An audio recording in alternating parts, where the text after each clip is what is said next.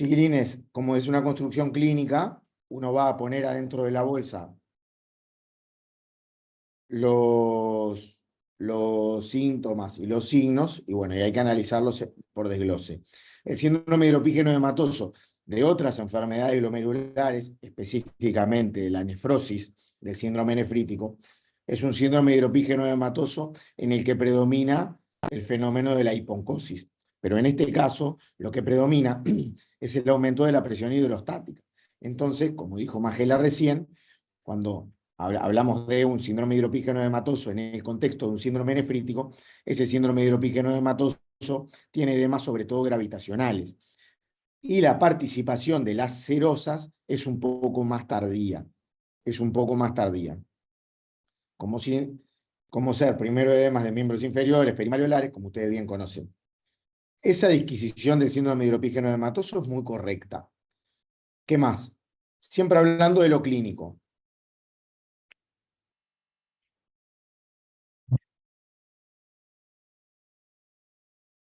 Dijeron hipertensión arterial.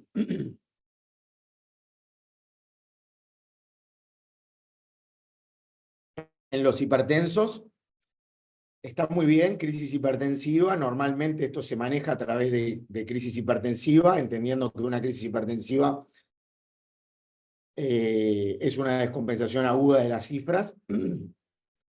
Y en el caso de los hipertensos, es un cambio en el perfil de hipertensión arterial del hipertenso haciéndose más severa. Porque si vos te fijás, un hipertenso, por definición, nunca podría tener un síndrome nefrítico si el síndrome nefrítico necesariamente precede la hipertensión, porque la tiene siempre.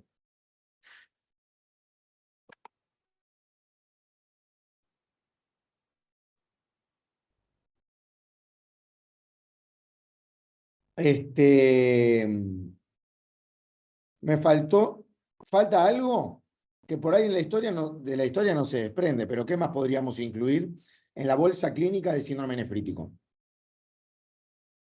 La oliguria. ¿Y la oliguria en el contexto de qué? Juan Pablo y Pilar, que lo dijeron a la misma vez. ¿Qué representa la oliguria? Está muy bien, es correcta, es la respuesta correcta.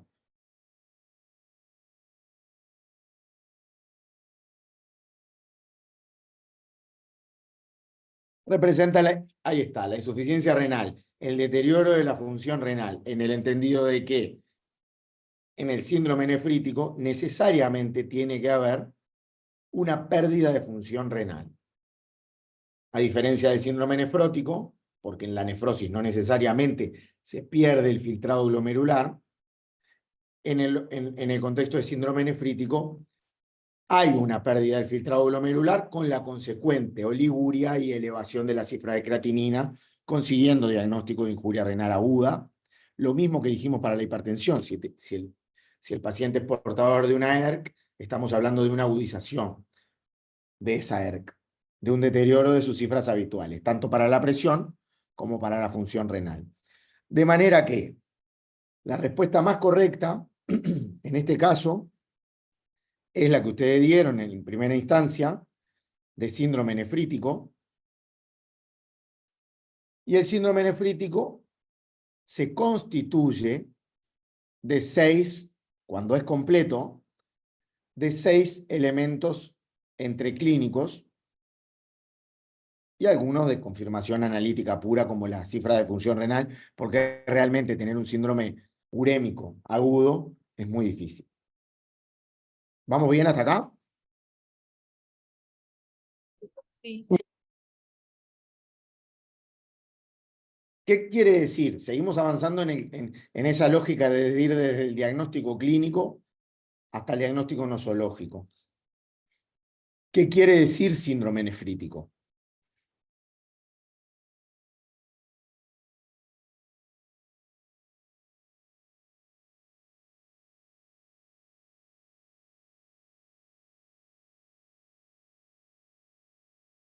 Hay una inflamación a nivel de glomérulo. Y eso, en términos médicos, eso es correcto, esa es la definición.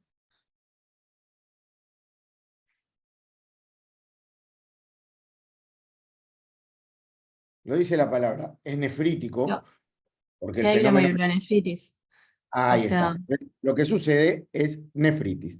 Si ustedes hablan con un nefrólogo hoy, el nefrólogo, si leyó síndrome nefrítico o glomerulonefritis en el último año, les diría, ya no habla de síndrome nefrítico, directamente hablamos de glomerulonefritis. Es correcto porque el síndrome nefrítico es la máscara clínica de la nefritis, de la glomerulonefritis. Así que el segundo diagnóstico, más importante luego del diagnóstico sindromático, es pasar denme un segundo, ¿sí?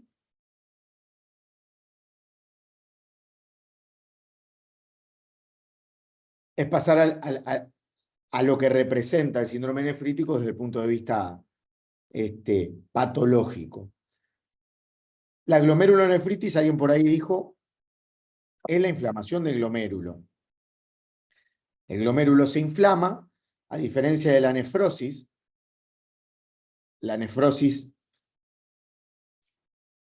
es un fenómeno fisiopatológico de pérdida de la función de barrera de la membrana basal glomerular, permitiendo la permeación de proteínas y partículas que normalmente no lo hacen. En la glomerulonefritis lo que se da es un fenómeno inflamatorio. Algo inflama al glomérulo y como fenómeno inflamatorio, generalmente desde el punto de vista celular proliferativo, si eso significa, proliferación significa hipercelularidad, con el consiguiente colapso funcional glomerular total. ¿Estamos bien? Sí. Bien.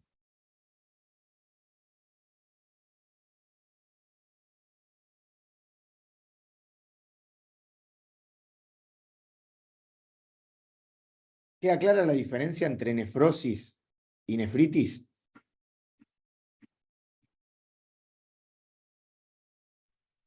Perdón, ¿podrías repetir, por favor, lo último que dijiste de nefritis? Que estuvo bueno. Lo último, a ver, el significado patológico de la expresión clínica de la nefrosis, naturalmente es el síndrome nefrótico y la expresión clínica de la nefritis o la glomerulonefritis es el síndrome nefrítico, lo que representan son fenómenos patológicos glomerulares distintos. Normalmente, si uno agarra y uno va al detalle patológico en el síndrome nefrótico o en la nefrosis, lo que sucede es la pérdida de la barrera de filtrado. No se pierden otras funciones. Se filtra, ¿verdad? Se manejan los volúmenes. Normalmente ese tipo de cosas suceden porque el glomérulo no pierde la posibilidad de hacerlo. En la nefritis o en la glomerulonefritis, cierta patología X, hay muchos candidatos ahí atrás esperando ser el diagnóstico final. En la nefritis, el glomérulo se inflama. El fenómeno inflamatorio normalmente lleva a la pérdida de las funciones totales glomerulares. No solo se pierde el filtrado y su selección, la selectividad de la membrana de filtrado glomerular, sino que también colapsan los vasos, prolifera la matriz mesangial y el glomérulo disfunciona. Si hablamos de terminología, ustedes bien saben que vamos a hablar de focal o difusa para diferenciar qué en la glomerulonefritis.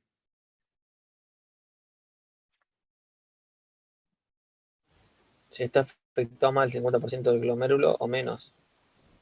Ahí está. Ese punto de corte del 50% en sí lo que pretende es, en las difusas, la masa glomerular está completamente afectada, ese es el concepto básico. Y en las focales hay un grupo de glomérulos que están afectados y otro grupo no. ¿Está claro? Sí. Mientras que si hablamos de total o segmentaria, ¿a qué hacemos referencia? A totales que está comprometida toda, segmentaria, es que está comprometida una parte, que puede ser más del 50 o menos del 50. ¿De qué?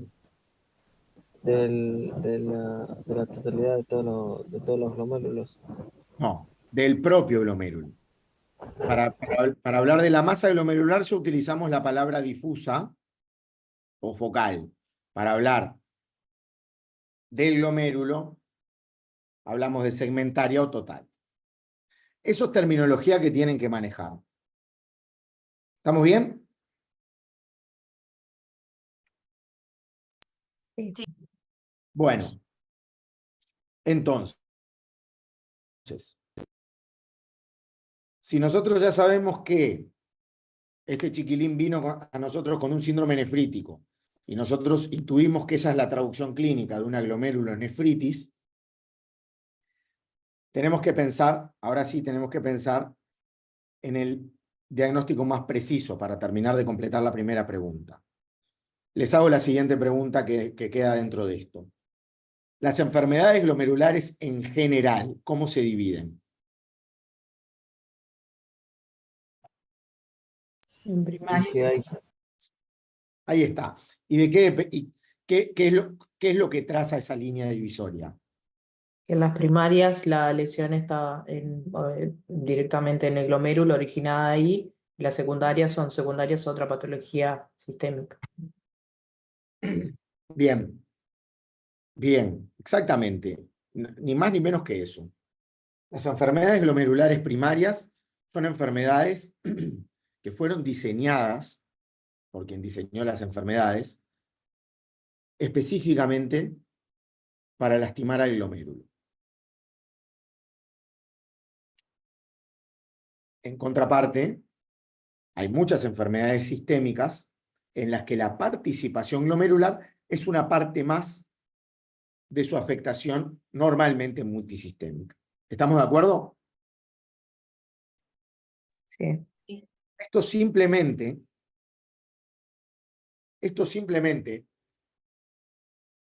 no para analizar el síndrome nefrítico, que por supuesto que también cabe, sino para dividir a las enfermedades glomerulares, a las glomerulopatías. ¿Estamos bien? Sí. ¿Qué glomerulopatías primarias conocen? Simplemente nómbrenlas. las tipo IgA, Sí, las infecciosas, sí. Proliferativa.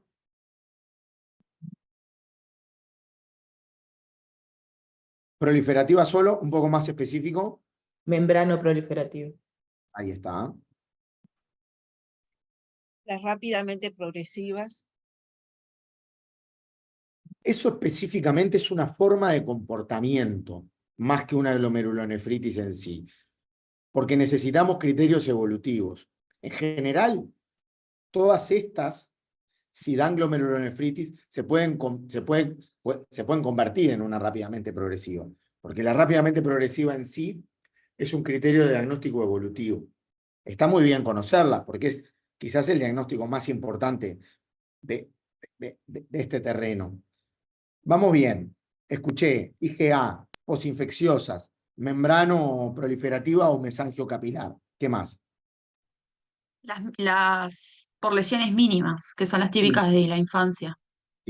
Cambios mínimos. La focal y segmentaria. La glomerulosclerosis focal y segmentaria.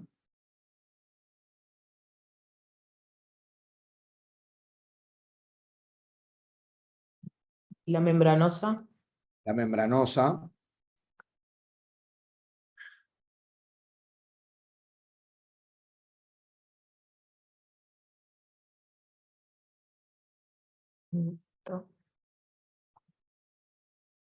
Vieron que glomerulopatías primarias no hay tantas. Hay un pool de candidatos, ustedes mencionaron 6. Ustedes mencionaron 6 candidatas, capaz que hay algunas más, después vayan y revisen. Pero lo que les quiero mostrar es que si ustedes tienen diagnóstico de glomerulonefritis, las candidatas a ser dentro del grupo de las primarias no son más que 6 o 7. Estas 6 o 7 enfermedades van a afectar al glomérulo cada una a su manera y cada una acompañada de otras cuestiones clínicas que van a ir decorando el diagnóstico y van a ir haciendo que ustedes sospechen más una que otra. De estas 6 o 7 que ustedes mencionaron, es habitual que algunas den nefrosis y que otras den glomerulonefritis. No todas. Si bien hay algunas que dan una u otra forma de presentación clínica, uno está habituado a ver una glomerulonefritis uno está habituado a ver una glomerulopatía membranosa presentándose de qué manera clínica. Un nefrótico. A través de un nefrótico. Uno está habituado a ver un cambios mínimos haciéndose clínico a través de un También nefrótico. también nefrótico y una IgA Nefrítico. a través de un Es nefrítico. variable. Una membrana proliferativa, sí, es variable, es Es correcto. variable también. Y una membrana proliferativa es variable, pero normalmente glomerulonefritis. Es más frecuente ver la glomerulonefritis. La IgA, la membrana proliferativo mesangiocapilar, las posinfecciosas naturalmente, son más inflamatorias. Surgen de una fisiopatología que inflama. Y si el fenómeno patológico original es la inflamación, la presentación clínica va a ser la glomerulonefritis.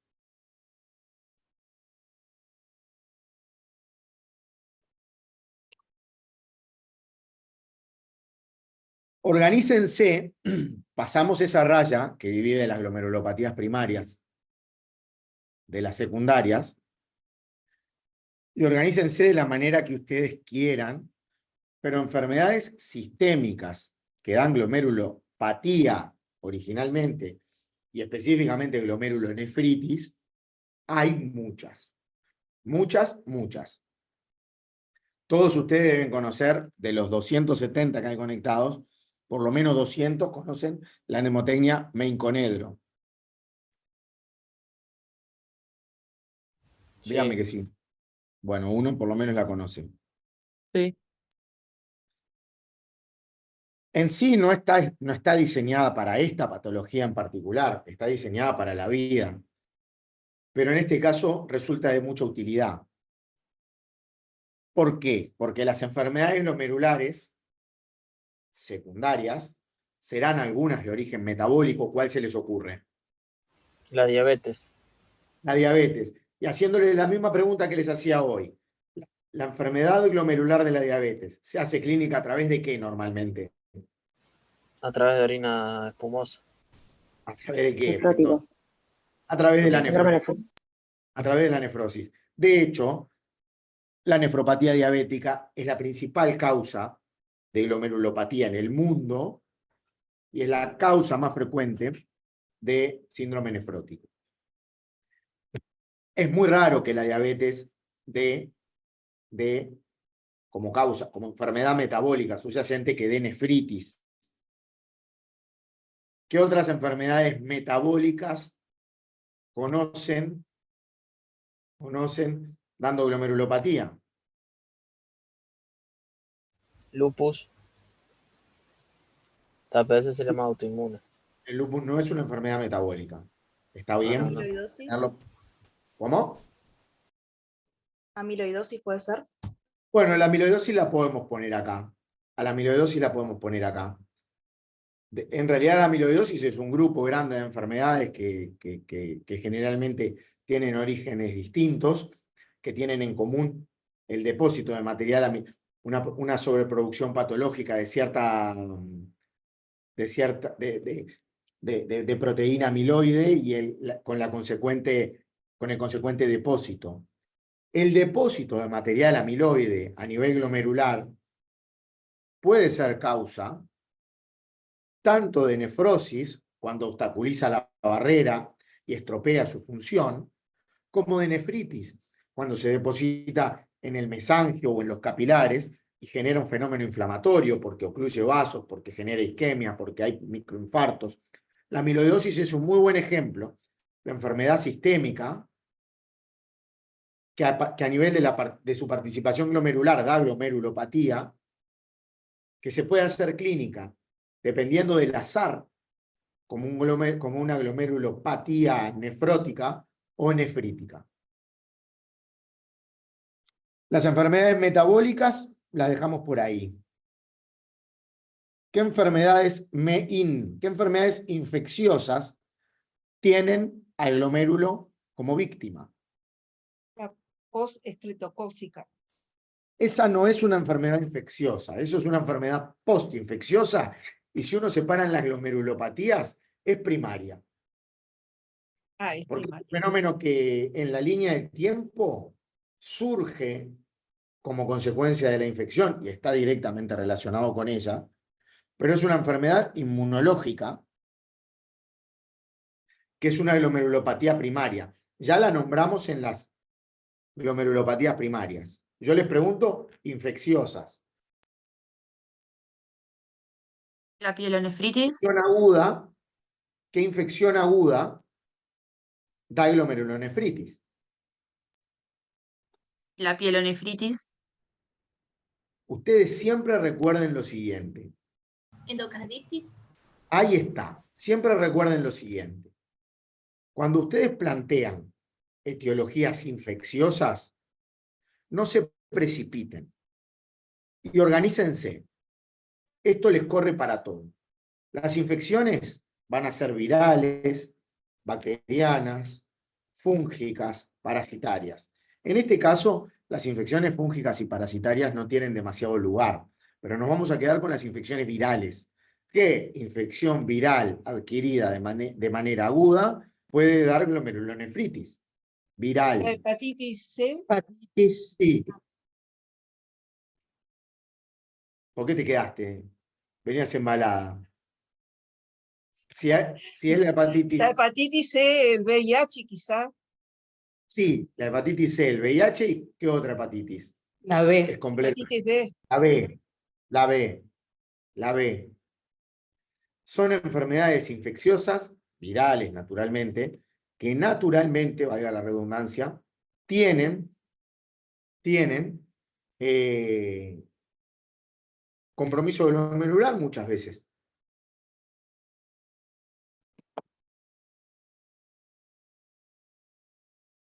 Y bacterianas, la endocarditis por excelencia. La endocarditis, ¿por qué?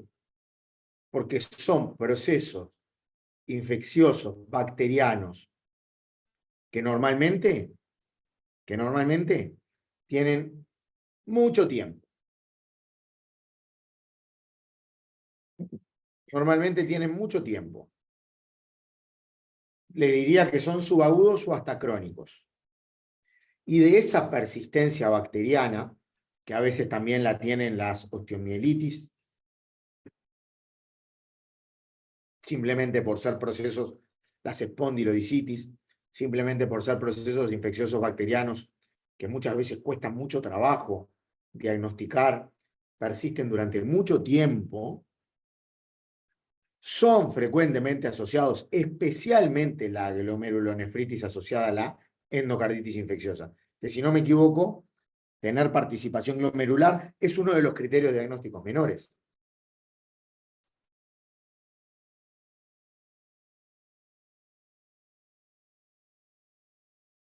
¿Estamos bien? Sí. La pielonefritis, la infección de la vía urinaria que consigue llegar, normalmente es un proceso infeccioso canalicular ascendente, y ustedes llegan al glomérulo a través del túbulo intersticio. Si llegan al glomérulo, que a veces pasa, es dramático. Las pielonefritis normalmente no llegan a dar específicamente inflamación glomerular. Normalmente son procesos infecciosos e inflamatorios que parten, naturalmente vienen de la vía urinaria, tienen participación específicamente túbulo intersticial. Recuerden que la matriz renal, el riñón en sí, admite patología glomerular, patología túbulo intersticial y patología vascular. Nosotros hoy estamos restringidos a la inflamación de glomérulo dentro de la patología glomerular. ¿Queda claro? Bien, Ariana ahí contándole la mnemotecnia. ¿Por qué? Porque las las colagenopatías o enfermedades del tejido conjuntivo, ahí es donde uno suele pensar en las enfermedades autoinmunes. Y en particular, la autoinmunidad y el glomérulo tienen dos patologías que no se pueden olvidar. ¿Cuáles son? Una ya la dijeron. El lupus, el síndrome de Sjögren. Bueno, sí, están muy bien las dos. Me gustaría que hubieras dicho otra. La artritis reumatoidea. No, otra. Más arriba en la lista. Todo eso que vos decís está bien. En general, todas las enfermedades autoinmunes pueden estar ahí atrás. Pero yo qué sé. Vasculitis. Ahí está. Las vasculitis. Las vasculitis.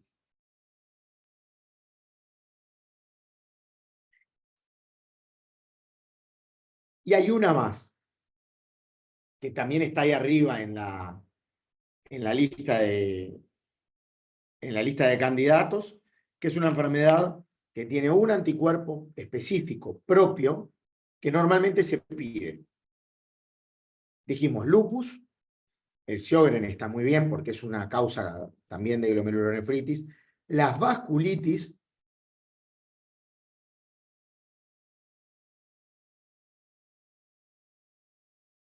y el Goodpasture. ¿Escucharon hablar de Goodpasture? La enfermedad por anticuerpos antimembrana basal glomerular. Sí. Es una causa de nefritis, de glomerulonefritis, que la tienen que recordar al menos en este grupo de candidatos. Y aparte es una enfermedad que necesita detectar ese anticuerpo en particular, así como para el lupus. Ahí más adelante vamos a hablar de la paraclínica. Enfermedades neoplásicas. Enfermedades neoplásicas van a estar ahí atrás. Tumores sólidos, y como fenómeno paraneoplásico, a veces la glomerulopatía membranosa vinculada a la neoplasia. Y no se olviden del mieloma múltiple, y no se olviden de las gamopatías monoclonales, porque normalmente, como enfermedades más hemato-oncológicas y no tumores sólidos, dan enfermedad glomerular. ¿Estamos bien? Sí. La misma pregunta, la extiendo. Hablamos de lupus. El lupus da una enorme lista variable y modificable en el tiempo de enfermedad glomerular. Yo le hago diagnóstico de nefropatía lúpica a Pepito hoy, le hago una biopsia, miro y tiene una glomerulopatía, una nefropatía lúpica tal, y con el tiempo tendrá tal otra. Eso es variable. ¿Por qué les hago esta aclaración? Porque el lupus sí es un claro ejemplo de la afectación glomerular variable, desde glomerulopatías más nefróticas hasta la glomerulonefritis más dramática, que se termina comportando como rápidamente progresivo. Sin embargo, las vasculitis son enfermedades inflamatorias del vaso. Entonces, su origen generalmente es de glomerulonefritis. Es raro diagnosticar un síndrome nefrótico y terminar haciendo diagnóstico de vasculitis. Le diría que no existe eso. Al diagnóstico final de vasculitis, llegamos, si la participación es glomerular, llegamos siempre a través de una glomerulonefritis. ¿Estamos bien? Sí, perfecto. Así que, y ahora el análisis de nuestro caso clínico es demasiado sencillo. Ustedes leyeron la historia es una papa, no tiene ningún misterio. El chiquilín tiene 17 años y tuvo una faringitis hace 2 semanas. ¿Cuál es el diagnóstico nosológico en el caso de este chiquilín? Una posinfecciosa Una posinfecciosa. por Streptococcus pyogenes. Ahí está. Posinfecciosa, postestreptocóxica. De manera tal que, si usted, haciendo un raconto de lo que uno hubiera pretendido, que muchas de las cosas las dijeron y seguro las pusieron. Este chiquilín tiene un síndrome nefrítico, de momento incompleto, porque no tengo noción ni de diuresis ni de función renal.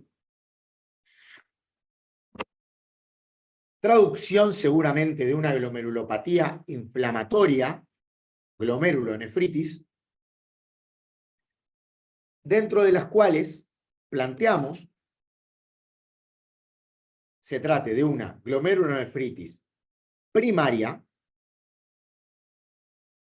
y dentro de ellas posinfecciosa, postestreptocóxica.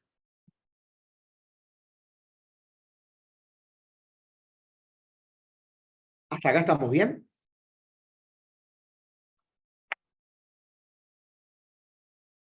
Sí, Ahí se toma en cuenta el tiempo de latencia, ¿no? Porque si no podría Exactamente, ser les de iba a repente hacer, una les iba a IgA. hacer exactamente esta pregunta. Si este mismo cortejo clínico, en vez de darse en un chiquilín que cursó hace 2 semanas la faringitis, la está cursando ahora y no es bacteriana, es viral, pero tengo lo mismo, ¿qué etiología voy a plantear? La IgA. ¿Y cuál más?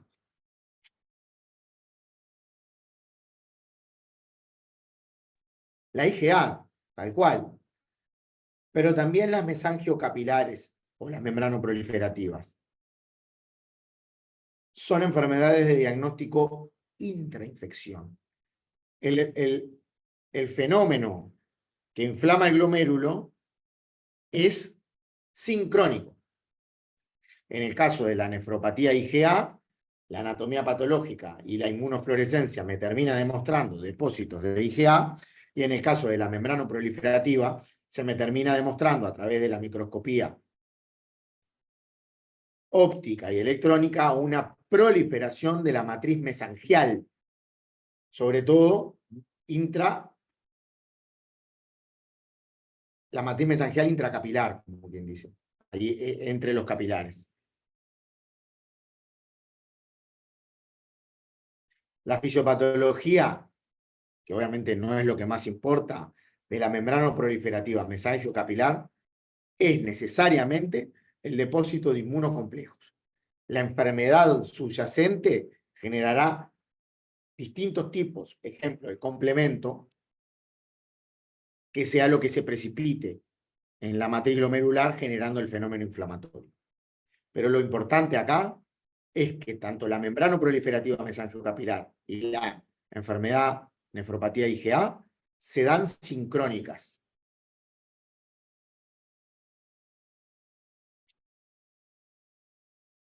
Ni que hablar que si alrededor de la clínica de este muchacho hubieran elementos clínicos que nos llevaran a pensar en enfermedades sistémicas.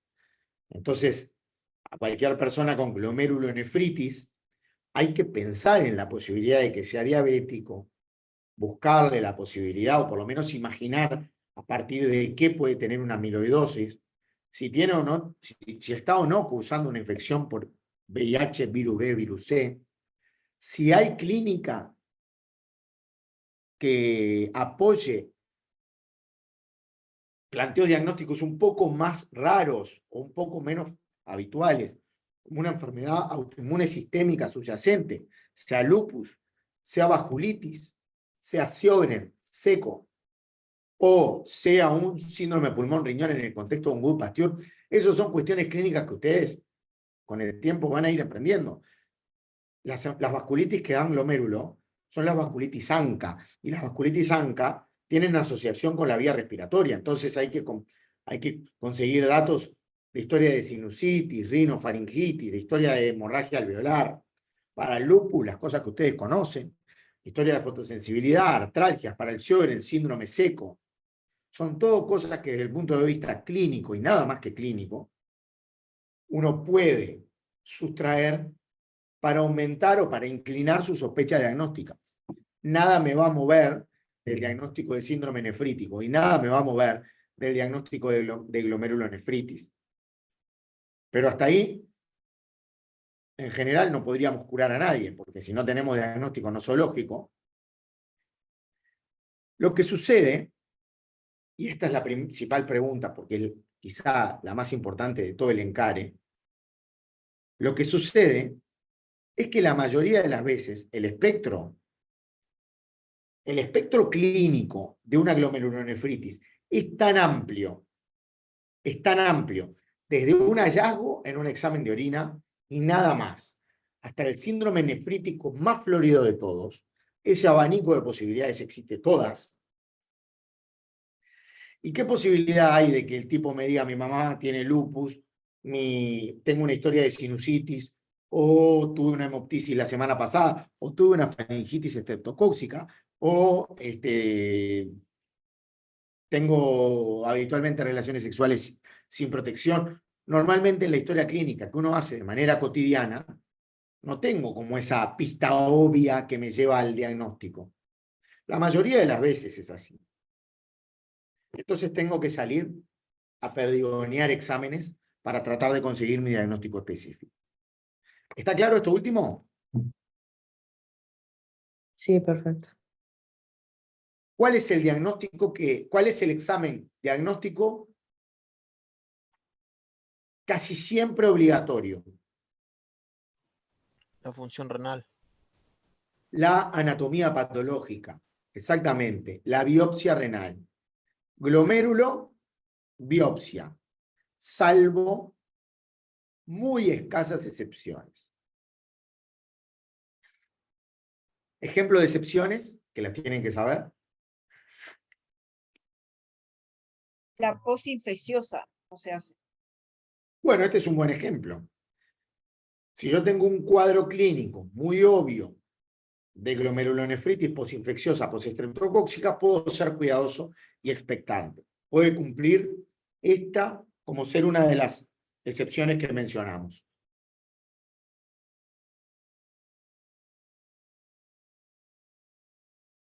Otro ejemplo, el más obvio, el más frecuente. La por diabetes no se hace Ahí biopsia. está, el diabético, que tiene 1000 años de diabético y que está lleno de repercusiones. Es tan obvio que el glomérulo va a estar afectado por la diabetes y es tan poco probable que la biopsia y la anatomía patológica me lleven a alguna conducta que lo beneficie, que normalmente prescindimos de la anatomía patológica. ¿Qué pasa con el monorreno? Que plantea ahí Jimena en el chat.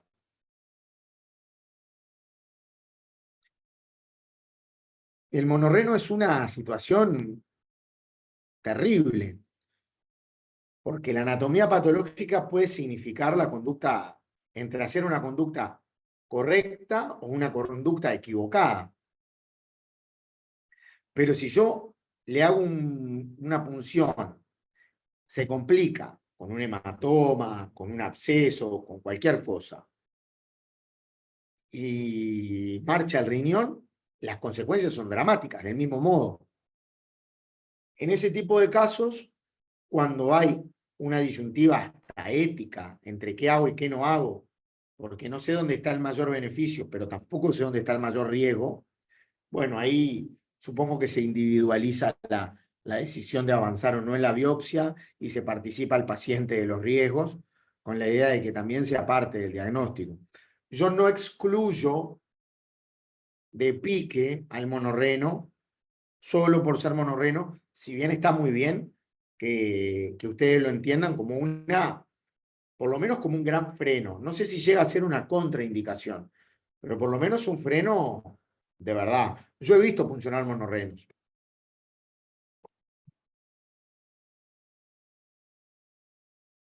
Ahí está.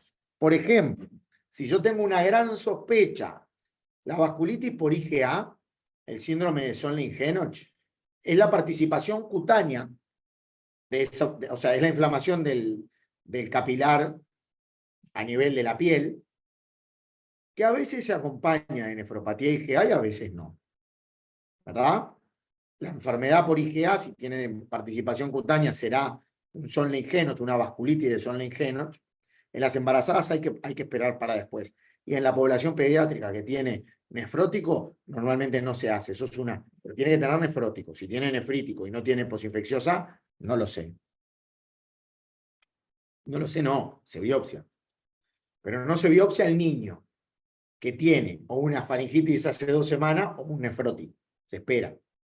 Les estaba diciendo, si tengo una vasculitis cutánea y le biopsio y tengo una enfermedad, un Sonnlein, porque tengo IgA y a la misma vez tengo glomerulonefritis, es muy probable que sea una vasculitis IgA también.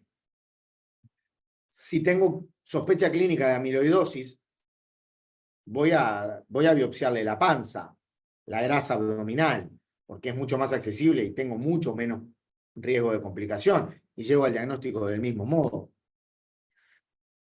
Lo mismo que si consigo diagnosticar un mieloma múltiple. Hay algunos escenarios en los que la biopsia es prescindible, pero tiene que ser muy obvio el otro diagnóstico. O tiene que ser mucho más accesible de otro modo. No voy a biopsiar un riñón si le hice diagnóstico de endocarditis. ¿Está claro?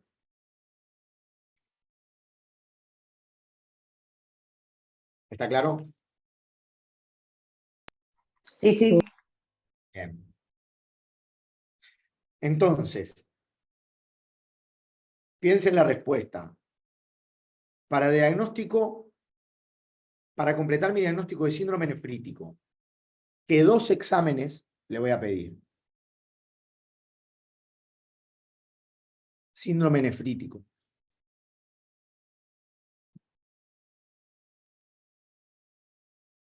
Un examen de Función orina. renal. Ahí está, un examen, lo dijeron las dos, examen de orina y función renal. El síndrome nefrítico se construye con la hipertensión, los edemas, ¿estamos bien?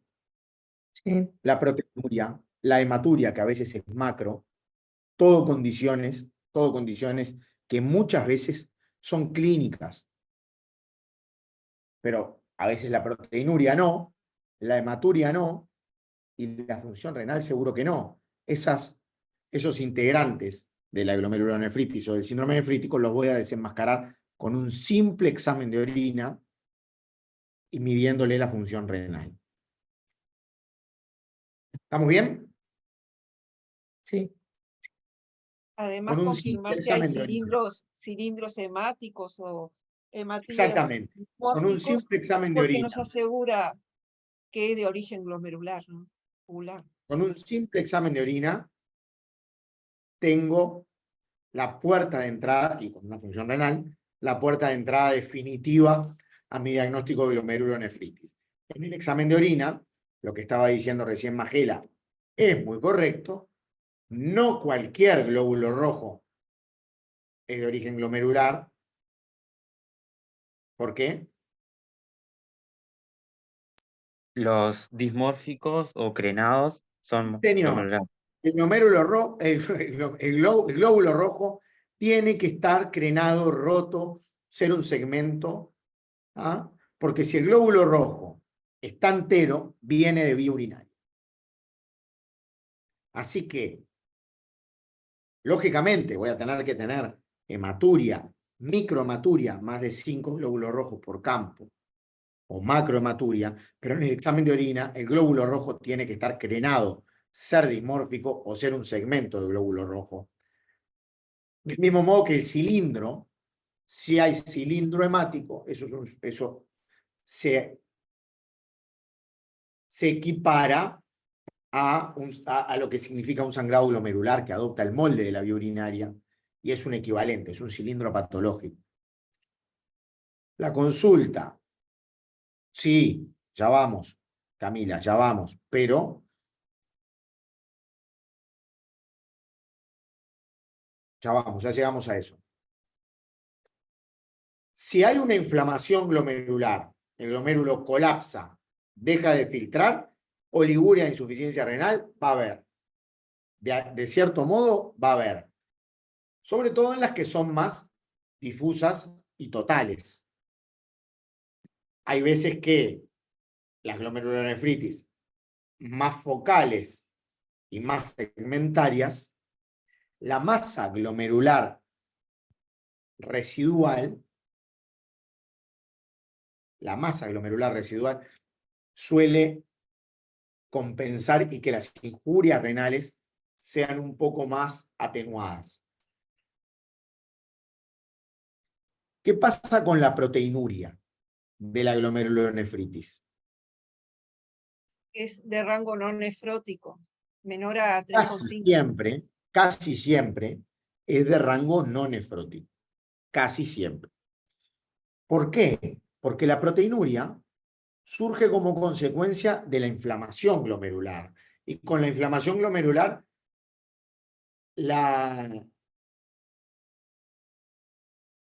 el daño glomerular que lleva al daño vascular, al daño del endotelio, al daño mesangiocapilar y al daño de la membrana basal glomerular como daño global de un fenómeno inflamatorio, infiltrativo, pero no a la pérdida de la selectividad de la membrana basal glomerular,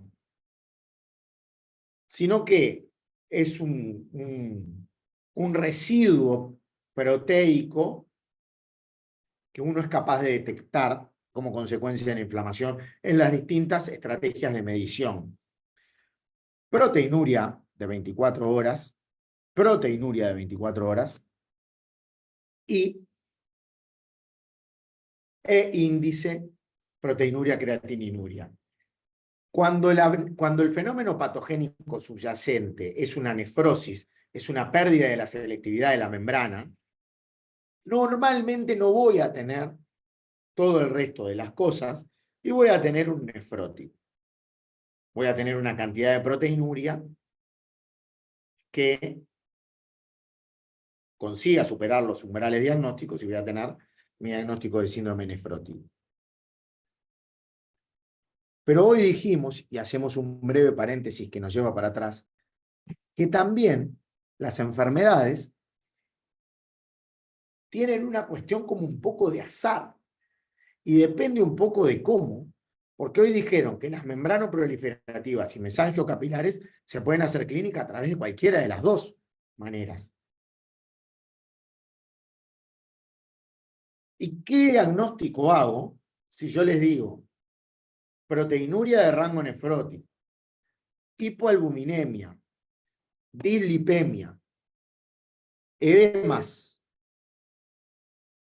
con hipertensión o con insuficiencia renal? ¿Qué diagnóstico hago? ¿Nefrótico mixto?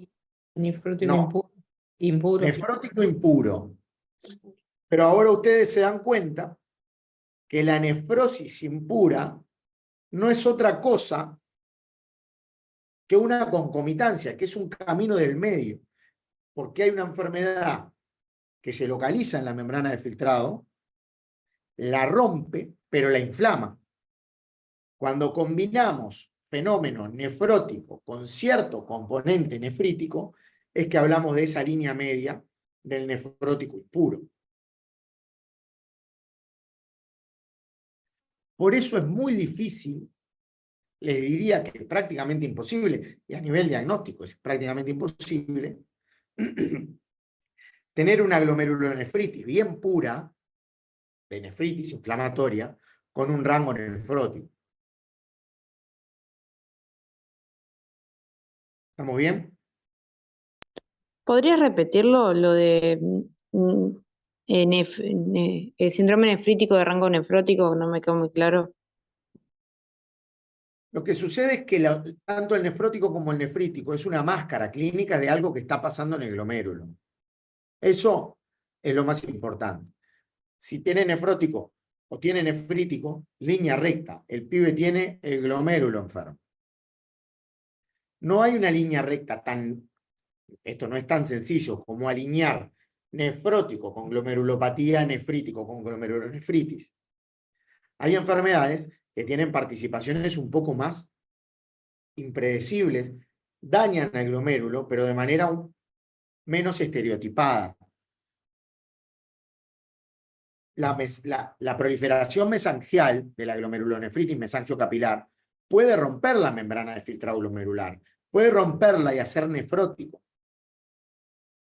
Si yo tengo una proteinuria en rango nefrótico,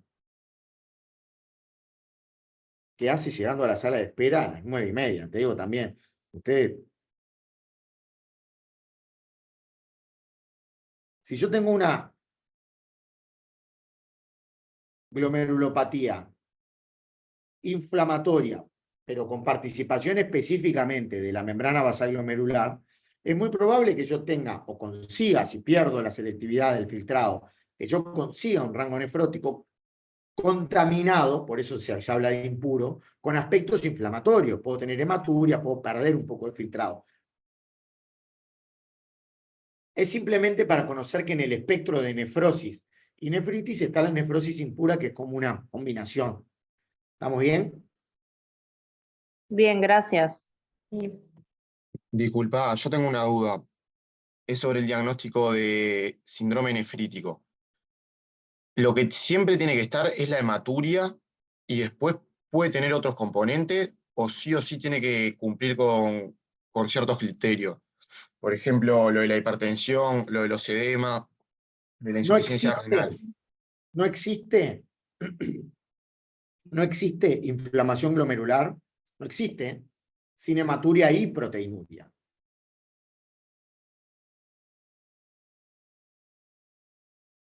Les dije recién que a veces, si bien el filtrado se deteriora siempre, eso a veces no es perceptible a través de los exámenes de sangre, porque existe en el resto de la masa glomerular, en algunos casos, la capacidad de compensar. Pero si es difusa, no, y eso normalmente se logra ver a través de un deterioro del filtrado glomerular, de las cifras de creatinina, y si uno es muy... Lo que sucede es que la capacidad diagnóstica, porque el ojo clínico, los exámenes, a veces no son capaces de detectar que de millones de glomérulos que nosotros tenemos, una parte de los glomérulos dejó de filtrar. Eso se acompaña de una caída de filtrado a nivel ínfimo, que a veces los exámenes no son capaces de detectar. Pero tradicionalmente, si hay glomerulonefritis, hay hematuria, hay proteinuria, hay caída del filtrado, hay aumento de la presión hidrostática con hipertensión arterial, con edemas, y si cae el filtrado, orino menos. Puedo tener un examen, puedo tener un pibe sano que va al carnet de salud y está normotenso y en la tirilla de orina tiene hematuria, proteinuria, le tomo la pegada, está normotenso, le hago exámenes de sangre, ¿ya? ¿Todo bien? Sí. Y después puedo llegar a diagnosticar una glomerulonefritis solo con una hematuria y proteinuria. Sí. Sí. En ese caso, el síndrome nefrítico, que va a ser muy incompleto, igual me conduce al diagnóstico de glomerulonefritis de todos modos. Ahora, perfecto, muchas gracias. ahora, sin hematuria no. Sin micromaturia, no. No. Sin una proteína, no. Es imposible sospechar que el glomérulo está enfermo si no tengo un glóbulo, si no tengo un poco de hematuria y un poco de proteinuria. Si no, es una enfermedad silente, es indiagnosticable.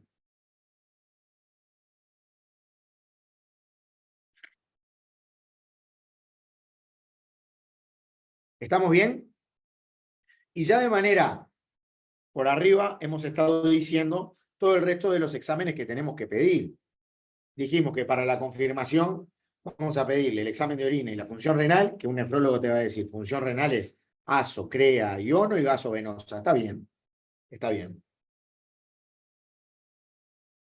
También le tenemos que pedir toda la bolsa de exámenes que nos permita acercarnos un poco al diagnóstico, sin perjuicio de que al final, casi siempre, vamos a hacer una biopsia.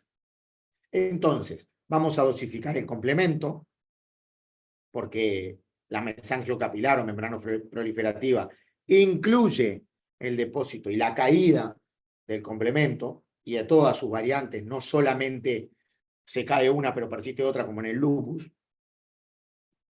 Le voy a pedir un ANA, le voy a pedir anticuerpo antimembrana basal glomerular, le voy a pedir los ANCA como para diagnosticar lupus, Sjögren, Goodpasture y vasculitis. Le voy a pedir serología para virus B, virus C, VIH, sífilis. Voy a buscarle si cumple criterios de rango etario, prevalencia, factores de riesgo, la enfermedad oncológica que le tenga que buscar. Y pensando en las primarias, no hay mucha vuelta, porque no tengo más que la biopsia para la mesangiocapilar, la membranosa, etc. Ojo, la membranosa sí, porque están en la membranosa primaria, hay un anticuerpo que se llama antiPLA2R, que es diagnóstico de enfermedad renal, glomerulopatía membranosa primaria. Lo deben haber visto en glomérulo, en otras condiciones de glomérulo. La duda de Jonathan es así, necesito teóricamente cualquier glóbulo rojo patológico viene del glomérulo y alcanza, tradicionalmente se establece de 3 a 5 glóbulos rojos por campo para definir microhematuria y cuando la vemos macrohematuria.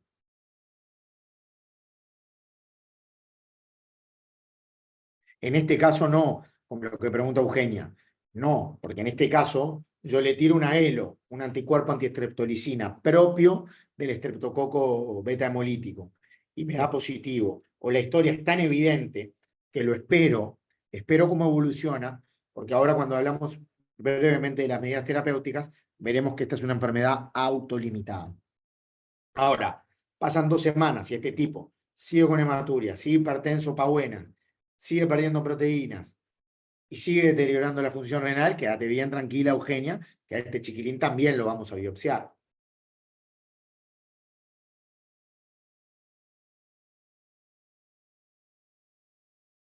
Queda claro lo que hay que pedir buscando más la etiología. Todo lo que se les ocurra está bien. Si me dicen glicemia, obvio, está bárbaro.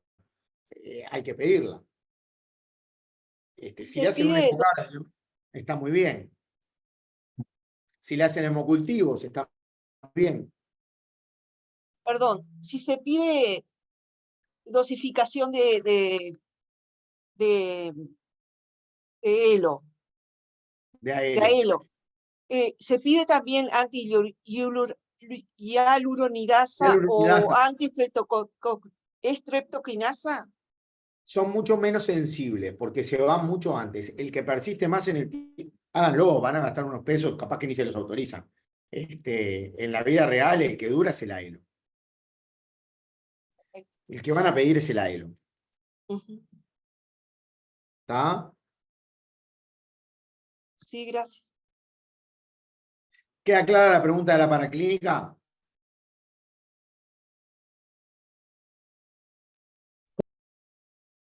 Yo tengo Sí. una duda de lo de la biopsia que no me termina de quedar claro. Si yo a todos los pacientes que sospecho una glomerulonefritis se la voy a mandar, excepto las contraindicaciones que dijeron, Porque yo tenía que cumplir distintas cosas, por ejemplo, hacer un síndrome nefrítico que esté anúrico, oliguria mayor a 2 semanas, como varias cosas, o se los mando a todos, no entendí eso. Yo creo que el criterio que uno tiene que razonar es, tengo el diagnóstico y estoy completo. Realmente esto es así, ¿eh? Ustedes tienen que pensar. La forma de presentación clínica, todos los adornos clínicos y los exámenes de sangre que yo le pedí, que incluyen todos estos que hablamos, me llevan a un diagnóstico muy probable y muy obvio. Ejemplo, diabetes. Ejemplo, postinfecciosa. Ejemplo, endocarditis. Y les tiro ejemplos de todas las etiologías que hablamos. Y bueno, ahí yo espero. Si no, se biopsia. Nada de sostener en el tiempo, nada de anuria, nada de nada. Puede terminar en punción biópsica renal, el ejemplo que les daba recién, 20 años, sano, carnet de salud, glóbulos rojos. Nada, nada, nada, nada, termina en biopsia. Glomérulo, biopsia. Salvo Bien, gracias. 2 puntos. Que el diagnóstico sea muy obvio y en este punto viene incluido que la biopsia no me aporte nada que yo le vaya a cambiar. Y el segundo punto es aquel grupo de pacientes, por supuesto que le pedí la ecografía, es aquel grupo de pacientes que, Lilian, Isabel, estoy terminando un encargo. Ya te dejo Sí, claro. Aquel pequeño grupo de pacientes en los que someterlo a una punción biópsica es asumir un riesgo que supera el riesgo que tiene la propia enfermedad. Porque si la tipa está embarazada de 20 semanas, y yo le voy a pinchar el riñón, yo no sé si no le perforo el cráneo al feto.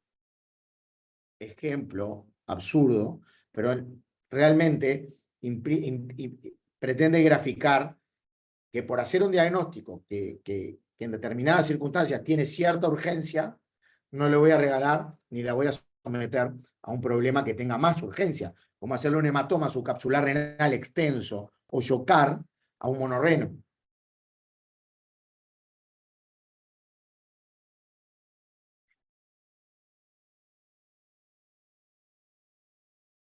Rápidamente, medidas terapéuticas, porque nos estamos quedando sin tiempo.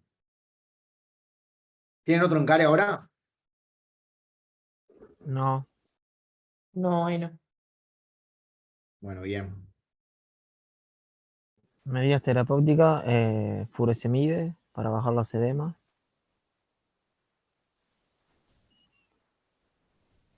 Sí. Divídanse, en general, no sé cómo se lo van a pedir en la prueba específica que ustedes tengan.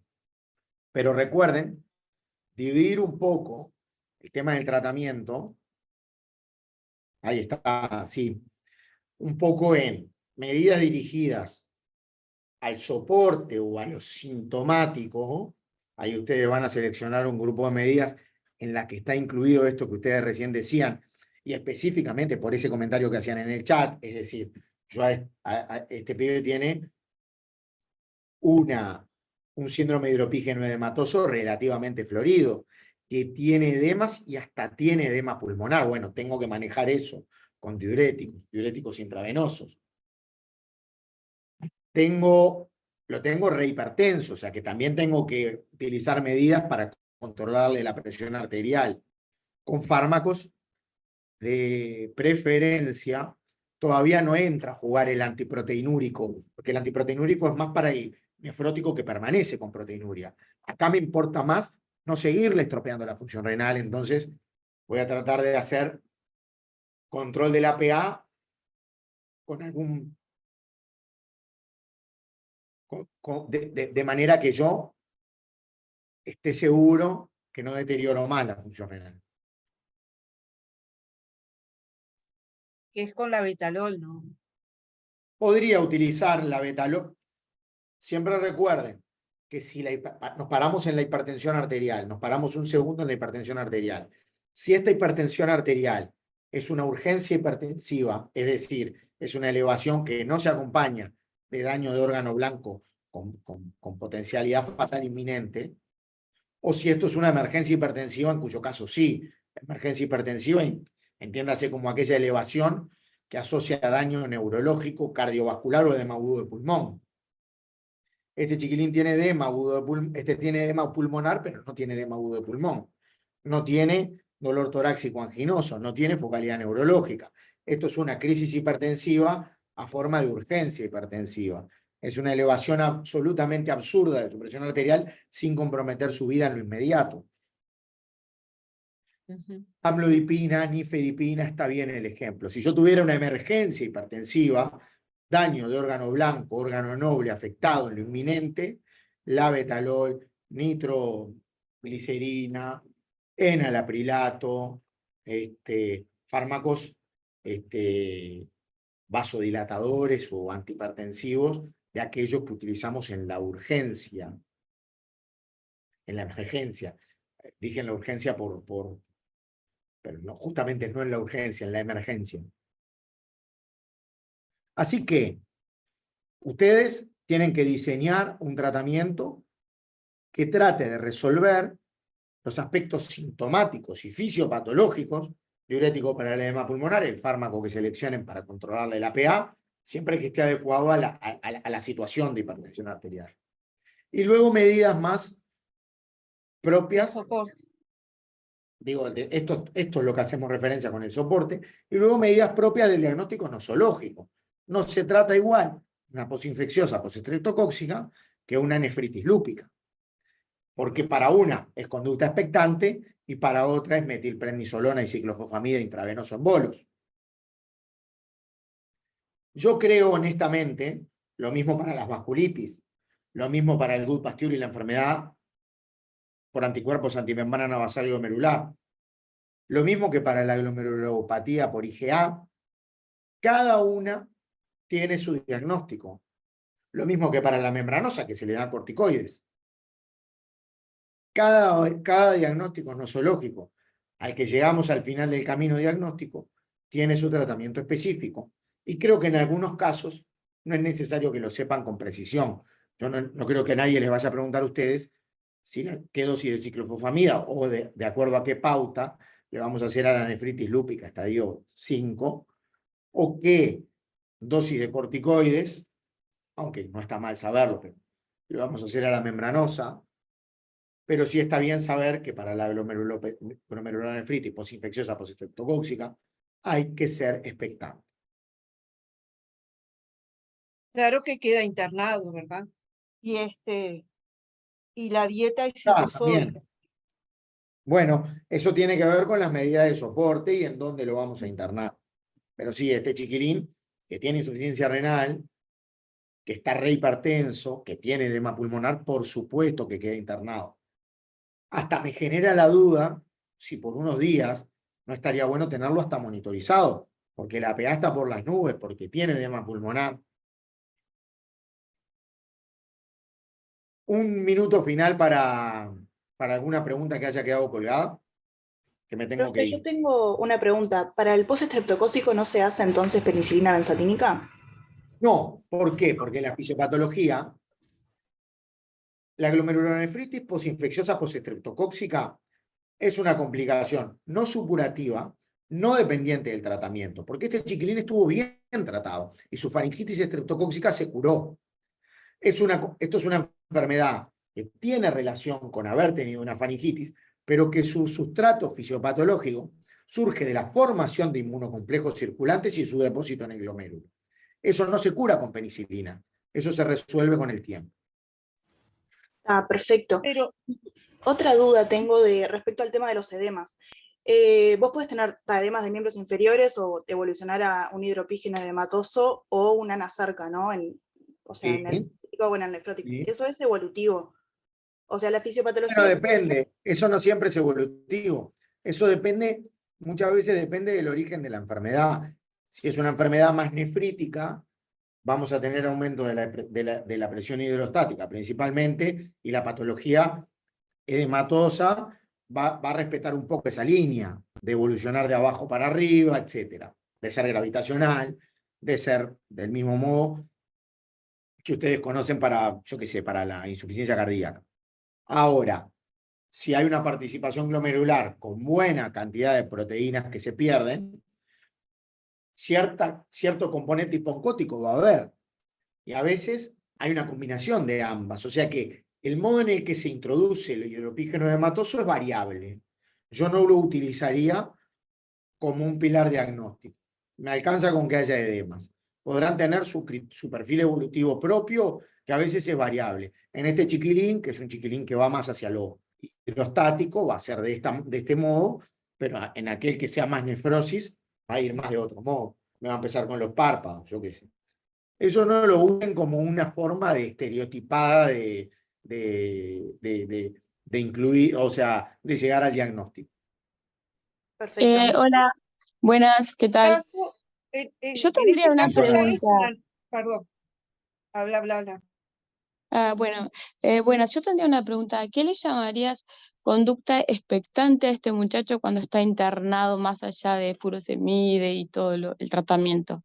Expectante en cuanto a lo patogénico. Yo no le voy a hacer ni corticoides, ni inmunosupresores, ni le voy a hacer recambio plasmático, ni le voy a dializar, en la medida de que todo esto se mantenga de ciertos parámetros. Yo no voy a tener una conducta activa con su patología de base. ¿Por qué? Porque yo sé que su patología de base se resuelve sola con el tiempo. Pero ojo, si este chiquilín a las 48 horas tiene 10 de CREA y 8 de potasio, lo voy a dializar. Cosa que también forma